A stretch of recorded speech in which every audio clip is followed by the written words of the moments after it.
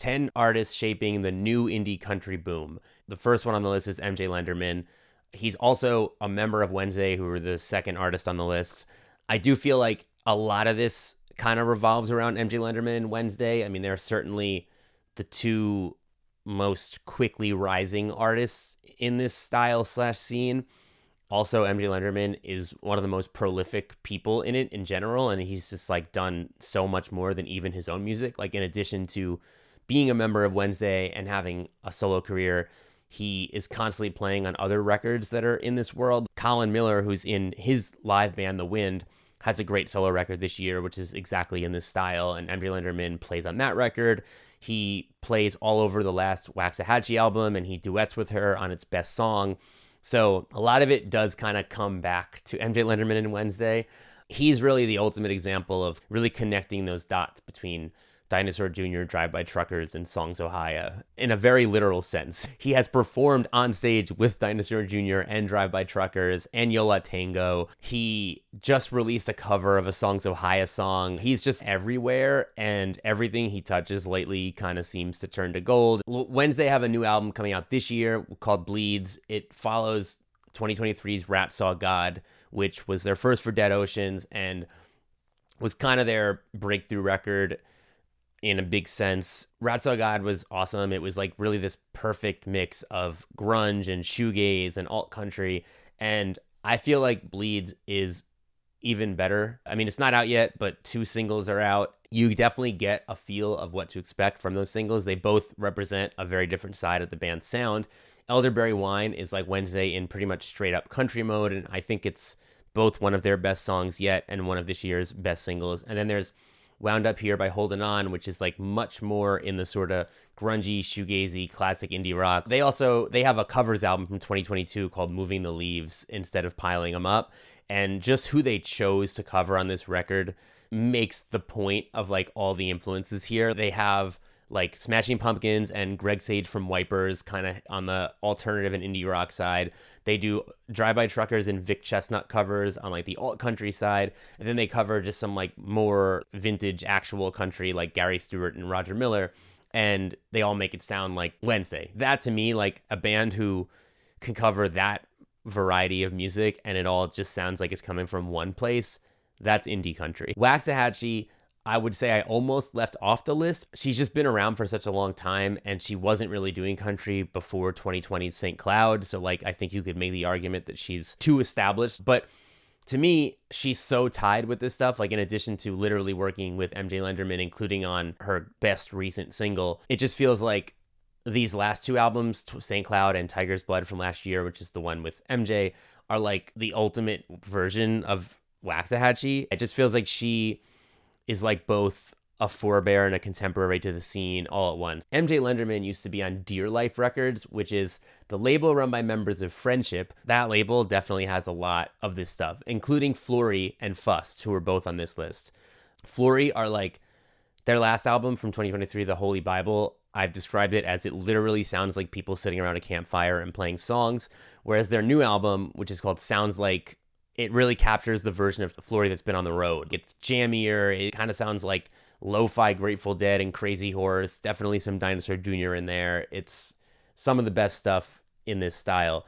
Greg Freeman is definitely one of my favorite about to break artists in this style. His album that's coming out later this year called Burnover, I think is going to be one of this year's best albums. The way that MJ Lenderman's Manning Fireworks and that This Is Lorelei album kind of like defined DIY indie for me last year. I think this Greg Freeman record that's like the itch it's scratching or whatever. He's also from Vermont, where Florry are from, and he's also been compared many times to Songs Ohio. But on the new album, it's like he really just makes it his own way more than he did on his debut album from 2022, I Looked Out, which came out on a small DIY label called Bud Tapes. It's just like Songs Ohio meets Pavement meets like early Wilco. He's such an amazing songwriter. Ryan Davis and the Roadhouse Band is also a really interesting one. They opened the first leg of MJ Lenderman's Manning Fireworks tour. Ryan Davis has actually been around for a bit. He used to front a band called State Champion, who he's been compared a lot to David Berman from Silver Jews and Purple Mountains. And actually, before David sadly passed, David had expressed his fandom of Ryan. In 2018, when the Last State Champion album came out, he called Ryan the best lyricist who's not a rapper going. And so this new project, Ryan Davis and the Roadhouse Band, their second record comes out this year. This feels like his biggest break yet. It's like that kind of David Berman vibe meets like a jammy thing. Like they have really long, like 10-ish minute songs, and they're pretty jammy even on the record. And there's also kind of an electronic beat, like drum and bass kind of influence that pops in every now and then. It's very, very interesting. Mentioned earlier that Ratboys call this stuff post-country. Their singer, Julia Steiner, the way she kind of puts it is post-country is indie music that's influenced by alt country rather than being alt country in and of itself. So that might be a faster way to say what I was trying to say earlier.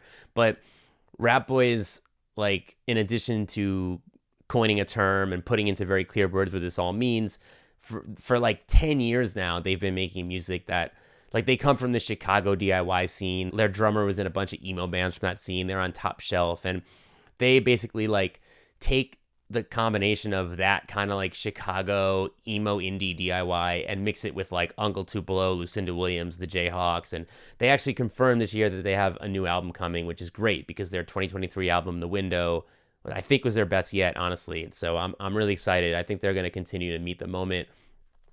Fust, who I mentioned earlier, they're on Dear Life Records. They're from Durham, North Carolina. So they're a few hours away from the Asheville scene, but definitely tied to it, as they would tell you. They made their new album called Big Ugly at Drop of Sun, which is where Wednesday and MJ Lenderman and their whole scene records. It just basically sounds like classic rock, country-ish classic rock, through the lens of just like lo-fi slacker rock. They have regional imagery and southern slang. One thing about this whole thing that is unique is like, it really is, this is the indie rock of more rural America. Like a lot of times you tie indie rock to New York City or Los Angeles. And this is like really the indie rock of just, you know, grassy fields and mountains, and that comes through in Fust. Lily Seabird is also she's from Burlington, Vermont. She's a close collaborator of Greg Freeman's. They play on each other's records. They're in each other's live bands. And her new album is called Trash Mountain, and she used to actually do kind of more of like a country meets Dinosaur Jr. thing. Her last album from last year, Alas, was like Dinosaur Jr. meets country, basically. But the new record is much more folky and acoustic based, and she had kind of said in some interviews, like, I was always sort of afraid to do the acoustic thing. I thought people needed me to make loud guitar music. I'm glad she's doing this because both are great, and the new stuff is really awesome. Every artist I've named so far has been American, and I think that does make sense. Country music, obviously, is pretty American. But one of my favorite artists doing this thing is from the UK. They're called Brown Horse. They get compared to everything from Neil Young to the band to REM to David Berman, Songs Ohio. So, yeah, they're right in there, and they're awesome. And, yeah, that's the list of 10.